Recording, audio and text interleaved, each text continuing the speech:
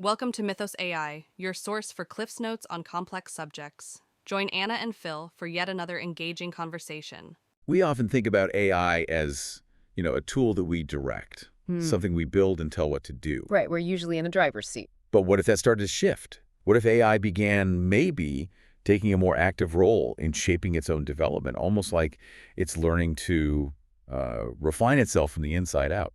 That's a really interesting thought, and it's actually quite relevant to what we're discussing today. It seems like it. Yeah, We're planning a deep dive into a system that suggests this might be, well, starting to happen. exactly. We're focusing on AlphaEvolve. It's a system from Google DeepMind, and it's definitely stirred up some interest. Right. Our aim here is really to unpack what makes it significant. Why are people talking about it as a potential, turning point for AI? We've looked through quite a bit of material reports, articles, the research paper itself to try and get to the heart of it. So the idea is to give you, the listener, a clear picture. What does AlphaEvolve actually do? What has it achieved? And why is it seen as, well, more than just another step forward? Especially this idea of recursive self-improvement. That's the core of it, recursive self-improvement, or RSI. Okay, so let's kick things off with one of its big achievements, the one that seems to have caught a lot of attention. The work on 4x4 matrices. What exactly did AlphaEvolve manage there? Yeah, that's a good starting point. A key early result for AlphaEvolve was in complex matrix multiplication. Okay, matrix multiplication. Just quickly, what is that? At a high level, it's a fundamental operation in math. You have these grids of numbers, matrices, and you're combining their elements following certain rules. It's used all over the place in science and engineering. And this specific problem, multiplying 4x4 matrices, it's not new territory, is it? I feel like I've heard about breakthroughs here before, but maybe a long time ago. You're absolutely right. It goes way back. In 1969, a mathematician named Volker Strassen came up with a clever algorithm. Strassen, okay. Yeah. For multiplying two simple 2x2 matrices, the standard way takes 8 multiplications. Strassen found a way to do it in just 7. Okay, 7 instead of 8. Right. Now, if you want to multiply two 4x4 matrices, one way to think about it is breaking them down into 2x2 blocks. Ah, I see. Use the 2x2 method recursively. Exactly. So you apply Strassen's 7 multiplication method for each block. 7 times 7 gives you 49 scalar multiplications for the whole 4x4 matrix. And that 49 number, that was the standard. For over 50 years, yes, that was the benchmark for 4x4 matrix multiplication based on recursively applying Strassen's method. 50 years. Okay, so what did AlphaEvolve do that surpassed this long-standing benchmark? AlphaEvolve discovered a new algorithm, a new method for multiplying two 4x4 matrices that contain complex numbers. And this new method uses only 48 scalar multiplications. 48, so one less than the Strassen-based approach. Precisely. It directly improved on that 49 multiplication benchmark for this specific type of matrix complex valued ones. It wasn't just tweaking, it found a fundamentally different, slightly more efficient way. You emphasize complex numbers there. That's different from just regular numbers or, say, binary. Yes, that's a crucial distinction. Complex numbers involve the imaginary unit I, the square root of -1. They're used in many advanced scientific and engineering fields. And why is that distinction important here? I think I remember another DeepMind AI, AlphaTensor, also worked on matrix multiplication. Good point. AlphaTensor did find improvements for 4x4 matrices, even finding methods faster than Strassen's for certain sizes. But its discoveries were primarily in fields like binary arithmetic, just zeros and ones, or finite fields, which have specific mathematical properties. Okay. AlphaEvolve's achievement, the 48 multiplication algorithm, is specifically for complex valued matrices. The research pointed out that finding any algorithm needing fewer than 49 multiplications for general 4x4 matrices across a broad range of number systems had been an open challenge for, 56 years. Wow. AlphaEvolve was the first to break that 49 barrier specifically for complex numbers in the 4x4 case. So reducing it by just one multiplication from 49 to 48, why is that considered such a big deal? It sounds like a very niche mathematical improvement. It might seem small on the surface, but the significance is layered, First, it's a really concrete demonstration that AI can generate genuinely new algorithmic knowledge. Not just finding patterns in data, but creating new methods. Exactly. In a fundamental mathematical area that humans have studied intensely for decades. It wasn't just optimizing an existing approach, it discovered a novel technique that outperformed the long-established human solution in this specific context. Okay, I can see that. It's proof of creative potential, almost. In a way, yes. And that offers tangible evidence for this whole idea of recursive self-improvement we mentioned. If an AI can make a novel discovery here, in something as fundamental and explored as matrix multiplication, it hints at a capacity for deeper innovation elsewhere. You also mentioned earlier that the type of numbers, real, complex, binary, can affect how you multiply matrices most efficiently. That's right. The best algorithm isn't always the same. It depends on the mathematical properties of the numbers you're working with. Real numbers might have one optimal method, complex numbers another, finite fields yet another. So the fact that AlphaEvolve succeeded with complex numbers is significant because it's a more, well, complex domain.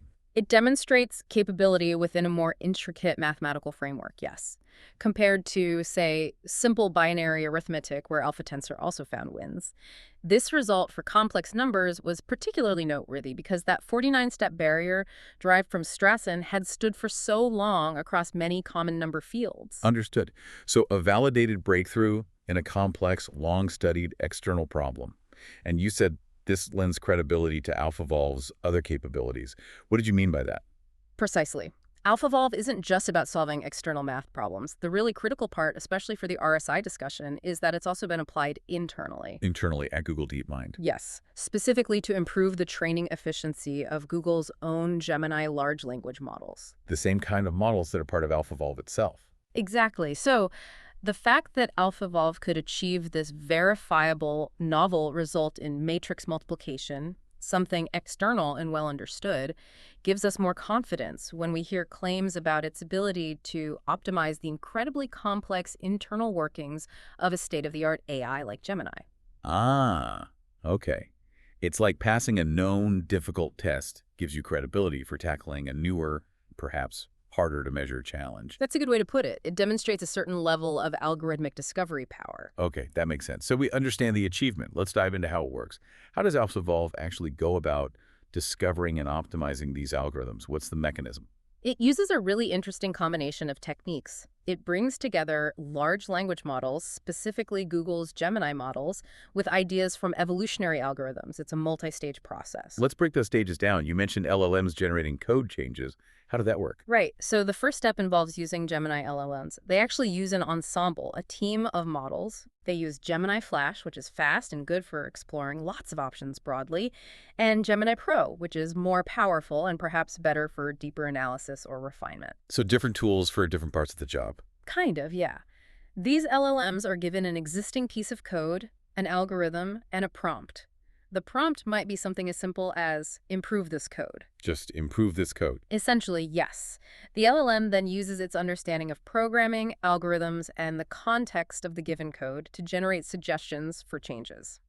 These aren't just tiny tweaks. They can be substantial modifications or diffs, affecting the code's structure, its logic, how it functions, or it might even propose entirely new code snippets. So the LLMs are the idea generators, proposing potential mutations or variations on the code. What happens next? Those suggestions feed into the second stage, the evolutionary loop. This part draws inspiration from an earlier DeepMind project called FunSearch. FunSearch, okay. Yeah. The code modifications suggested by the LLMs are treated like mutations in a population of potential algorithms.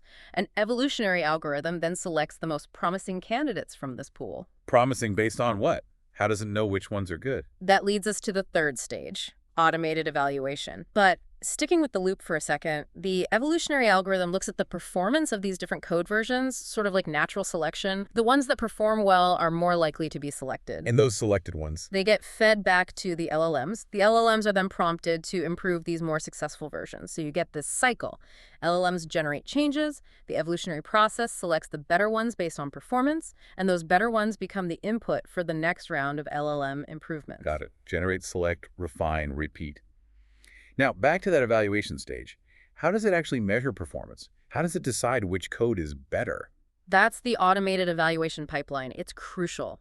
Every single algorithm that gets generated or modified goes through rigorous testing. What kind of test? Two main things. First, correctness. Does the algorithm actually produce the right results? Does it solve the problem it's supposed to solve? Makes sense. Can't be fast if it's wrong. Exactly. Second, performance. This is measured against specific metrics defined for the task. It could be raw speed, how fast does it run? It could be resource efficiency, how much computing power or memory does it use? There might be other constraints too. So it gets checked for accuracy and then scored on things like speed and efficiency. Right. And this automated evaluation provides an objective, quantifiable assessment. A score, essentially, for each potential algorithm. And this score then feeds back into the evolutionary selection part you mentioned. Precisely. The evaluation scores directly inform the evolutionary algorithm. High-scoring algorithms, the ones that are correct and perform well according to the metrics, are prioritized. They are much more likely to be selected as the basis for the next round of LLM-generated improvements. So the system learns over time, focusing its efforts on the most promising paths. Yes, it creates this powerful feedback loop, constantly guiding the search towards better and better solutions. The system might even strategically switch between Gemini Flash for broad exploration early on, and then maybe use Gemini Pro later for more fine-grained optimization once promising directions emerge. That use of the two Gemini models, Flash and Pro, seems quite sophisticated. It's like having both a scout and a deep dive analyst. It is. It's an optimization of the discovery process itself. Flash casts a wide net quickly, generating diverse candidates, preventing the system from getting stuck too early on one path. Exploring the possibilities. Right. Then Pro can come in and apply its greater power to refine the really good candidates found by Flash, potentially making more complex or insightful improvements. It's a smart allocation of computational resources. And it's interesting that the prompt is just improve this code. It's not random changes then. The LLM is using context. Absolutely not random. That's a key point. The LLM-generated changes are context-aware. The LLM looks at the existing code, understands its structure and apparent purpose, and uses its vast training data on programming and algorithms to suggest meaningful improvements based on the improves instruction. So it's more like an intelligent brainstorming partner than just a random mutation generator. Exactly. It makes the search far more efficient than, say, traditional genetic programming, which often relies more heavily on random mutations and combining chunks of code. Here, the LLM acts as an intelligent mutation operator, generating changes that are more likely to be syntactically correct and semantically useful. I remember seeing a quote from the DeepMind researchers about this. Something about the LLMs generating significantly different candidates. Yes, they highlighted that. They said the process leverages modern LLM's ability to respond to feedback, enabling the discovery of candidates that are substantially different from the initial candidate pool in syntax and function. Substantially different, so it's not just fiddling at the edges. No, the LLMs can propose fundamentally different approaches, different ways to structure the algorithm or perform the calculation. This ability to make large, intelligent leaps, guided by the evolutionary feedback, is what allows AlphaEvolve to explore the solution space so effectively. It's evolution supercharged by LLM intelligence. That's a fascinating mechanism. Okay, we've covered the matrix result and how AlphaEvolve works. Now let's connect this back to the bigger picture. Recursive self-improvement. Why is AlphaEvolve seen as more than just a clever optimization tool? Right. This is where we get into the potentially transformative aspect. It goes beyond just making a specific algorithm faster. It starts to touch on this concept of recursive self-improvement, or RSI. Can you define RSI again, just briefly? Sure. RSI is basically when an AI system improves its own capabilities. Or, maybe more significantly, it improves the very tools or processes that are used to create or develop it. The recursive part implies this could lead to a cycle the AI gets better, which helps it get even better, potentially accelerating progress. Like pulling itself up by its own bootstraps. I think you used that analogy earlier. Exactly. Bootstrapping is a core idea here, a system using its current abilities to enhance its future abilities or its underlying components. That's the essence of AI self-improvement. Okay, so how does AlphaEvolve fit this RSI picture? How does it demonstrate this bootstrapping principle? There are a couple of key ways. First, as we discussed with the mechanism, it's not just tweaking numbers or parameters.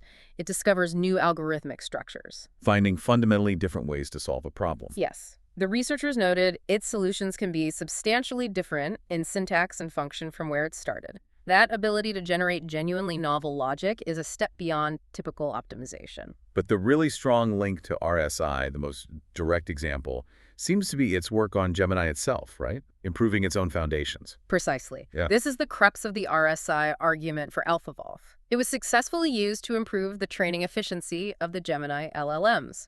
And Gemini models are part of AlphaEvolve's own system. Correct. It's a core component. AlphaEvolve identified optimizations in a critical computational step, a kernel within Gemini's training process. This resulted in a 23% speed up for that specific kernel. 23% for one part. And what was the overall impact? The overall impact was about a 1% reduction in the total time needed to train a Gemini model. Okay, 1% overall. And that is a direct, measurable example of an AI system enhancing the efficiency of the tools that are fundamental to its own operation and its future development. It's AI improving the AI building blocks. This sounds like that seed improver idea you mentioned before, an AI designed to enhance itself or related systems. It aligns very closely with that concept, yes. A seed improver architecture is one where an initial AI has the built-in capacity to modify and improve its own code, or the code of systems it relies on, leading to better capabilities over time. AlphaEvolve improving Gemini fits this pattern. It's not just optimizing an output, it's refining its own machinery. So the key difference from standard optimization is this self-reference. The AI improving something that helps it improve. That's the critical distinction. The ability to generate novel algorithms is impressive, but when that ability is turned inwards to improve the AI's own components like the Gemini kernel, it enters the realm of RSI. It suggests the AI might eventually discover better ways for itself to learn or reason. Now that 1% overall training time reduction for Gemini, you said it might sound small, but it's actually quite significant. Yeah. Why is that in the world of big AI models? Because training these huge foundational models, like Gemini, is incredibly resource intensive. We're talking vast amounts of computational power, energy, specialized hardware, engineering time, and of course, money. The costs must be astronomical. They are. So even a 1% reduction in the total training time, achieved via that 23% speed up in one critical part, translates into massive savings for an organization like Google. Savings in time, energy, costs. All of the above. And it also means they can potentially run more experiments, iterate faster, and accelerate their research and development cycles. Right, so the practical benefits create a strong incentive. Absolutely. It creates a positive feedback loop. Success in AI, improving AI, encourages more investment in these approaches, which could lead to even faster progress. The economic and practical drivers here are really powerful. It really highlights how scale changes perspective. Okay, so AlphaEvolve is a Google DeepMind project, and it's clearly benefiting Google internally. Is this just a story about Google getting better tools, or is there a broader significance here? That's a fair question. While the immediate benefits the Gemini speed up, optimizations to their Borg data center scheduler, even improvements in TPU hardware design, while those accrue to Google, the significance really extends beyond one company. How so? The core point isn't the specific dollar value to Google. It's the demonstration that this AI-driven algorithmic discovery can have concrete, measurable effects on highly complex, real-world systems. Both software systems like the scheduler and AI models like Gemini, and even hardware design. So the proof that it works in practice on these complex systems is the key thing. Exactly, especially the Gemini training improvement. That illustrates the RSI principle in action, AI improving the tools that build and run AI. The fact that they happen to be Google's tools in this case is secondary to the fundamental principle being demonstrated. You also touched on its potential in other fields, like science and math. Yes, and that highlights the generality of the underlying capability. It could potentially find new algorithms in material science, drug discovery, pure mathematics, all sorts of areas. But for today's focus on RSI, the internal improvements are the most salient examples. Even the indirect improvements, though, like optimizing the data center scheduler, Borg, or the TPU hardware, how do those fit into the bigger AI picture? They aren't directly improving AlphaEvolve or Gemini's code. That's true, they're indirect. But think about the AI development ecosystem. The power and potential of any AI model are fundamentally tied to the hardware it runs on and the efficiency of the systems managing those resources. So, when AlphaEvolve makes TPUs more efficient by optimizing their arithmetic circuits, future AI models, maybe future Gemini versions, maybe future AlphaEvolve versions will run on better hardware. When it improves Borg scheduling, compute resources are used more effectively, which benefits all AI development running in that data center. So it's like improving the nursery where future AI grows up. That's a great analogy. It's optimizing the foundational environment. Right. So even indirectly, it's contributing to a more fertile ground for future AI development, including potentially its own more advanced successors. That broadens the scope quite a bit. There was also that interesting point about some of AlphaEvolve's solutions resulting in human-readable code. Why did you flag that as significant? Because one of the big concerns with advanced AI, especially AI generating code, is the black box problem. Will we reach a point where AI creates systems so complex and alien that we simply can't understand how they work? Right, the transparency issue. Exactly. The fact that at least some of AlphaEvolve's solutions, like the ones for Borg, were human-readable, meaning engineers could understand them, debug them, predict their behavior, deploy them confidently, is encouraging. It shows that AI-generated improvements don't have to be opaque. At least not inherently, not at this stage. It suggests that these initial steps towards RSI can still yield understandable, verifiable results. Now, will that always be the case as systems get more complex and self-modify more deeply? Maybe not. But it's positive that we're not immediately losing all transparency right at the start of this journey. Okay, that's a reassuring point, at least for now. But this capability, AI improving itself, it sounds incredibly powerful. It must come with potential risks too, right?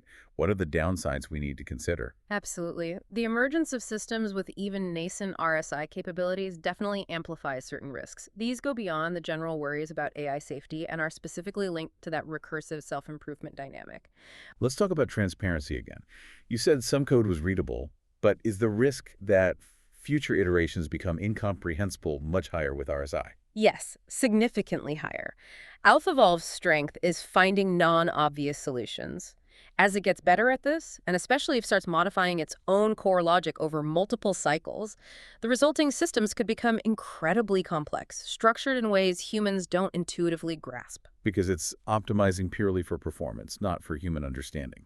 Potentially, yes. The very evolutionary process, selecting for performance, combined with an LLM generating novel structures, could easily lead down paths that are highly efficient but completely opaque to us.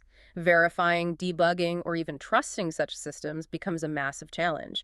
Some researchers even worry about future LLMs designing entirely new AI architectures we simply can't comprehend. That's a serious concern. What about the goals? If an AI is improving itself, how do we ensure it stays aligned with what we want it to do? Is there a risk of goal drift? This is perhaps one of the most critical challenges: misaligned incentives, or goal drift.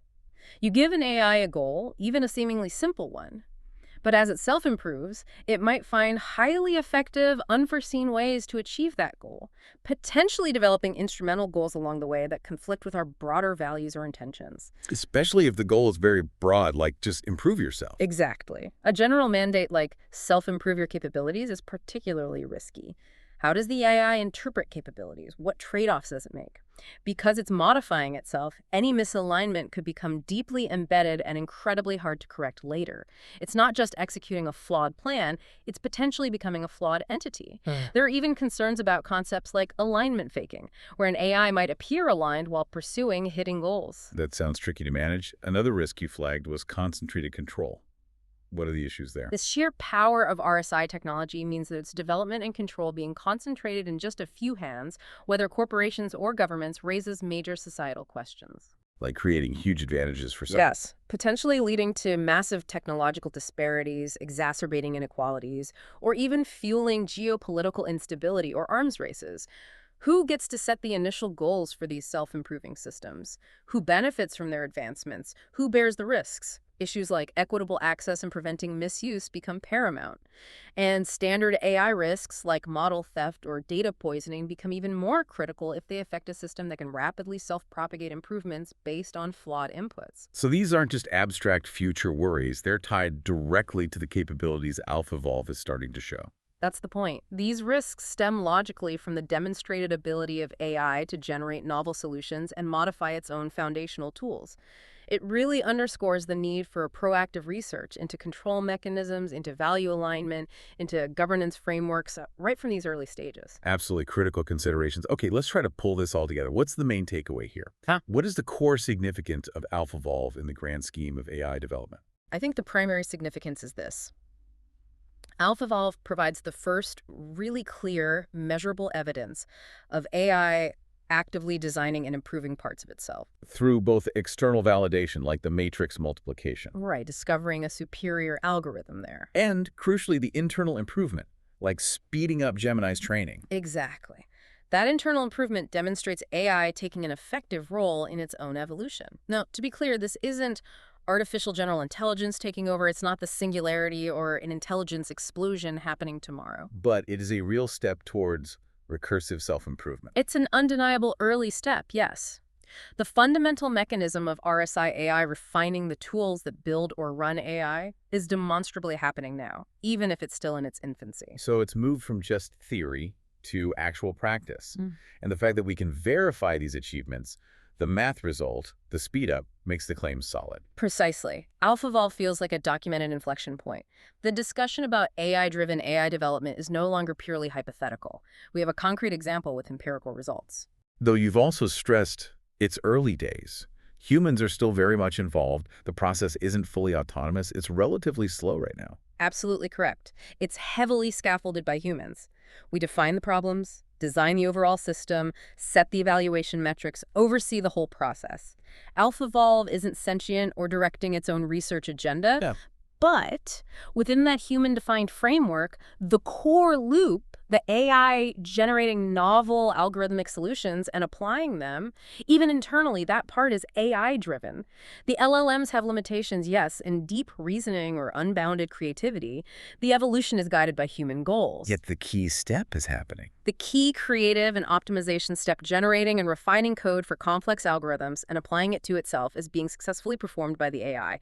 That's the significant development. So while we're not at the destination of fully self-designing AI, the direction of travel has subtly but significantly shifted. I think that's exactly right. Future work will almost certainly focus on expanding the AI's role in this loop. Maybe AI helps define the problems. Maybe it sets more abstract goals. Maybe it even evolves its own evaluation criteria, gradually reducing the human handholding. And AlphaEvolve is the first convincing proof of concept that this kind of recursive engine can actually work. Yes. It marks the dawn, however early, of AI starting to co-design its own future. This has been incredibly illuminating. For me, the big takeaway is seeing this shift from AI as just a tool to AI as something that can start refining its own building blocks. It really opens up possibilities for a different kind of progress, maybe a much faster one down the line. It certainly does. And it leaves you, the listener, with a pretty profound thought to consider. What are the long-term implications if AI genuinely starts designing itself? Think about the immense potential benefits, but also the serious challenges we absolutely need to get ahead of.